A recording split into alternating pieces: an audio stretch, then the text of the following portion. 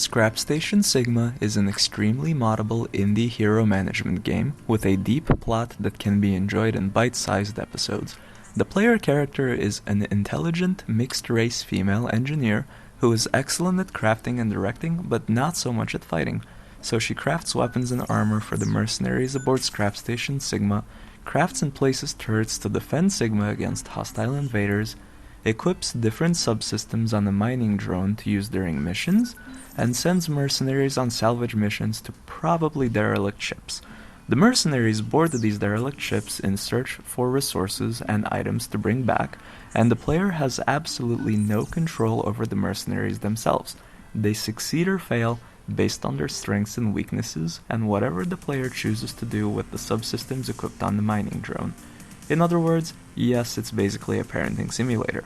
As a self-funded new game dev studio progressing on our dream of making a game, we've been lucky to have a diverse set of people working on Scrapstation Sigma and its plot.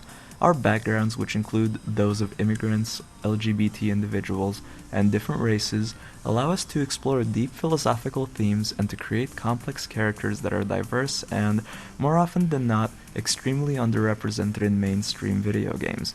Something we believe we wouldn't be able to do if we were not our own studio.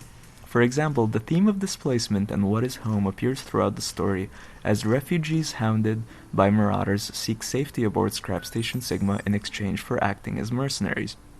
Do you choose to help a faction of dust-addicted aliens declared criminals and exiled for daring to want their individuality, or do you instead listen to a trusted yet slightly xenophobic ambassador and clear them out in favor of human refugees and extra resources? The game is approximately 80% complete, with writing being most of the remaining work. We won't spoil how the game ends since there are 6 major endings and many more minor ending details of the story the player created through their choices in the game. Even choices, successes, and mistakes from the very first episode will reflect in the ending of Scrapstation Sigma. As a side note, I have to stress that the game is extremely moddable. Art assets, sound assets, in-game events, ships, user interface elements, and episodic content and data are all accessible to the player to modify.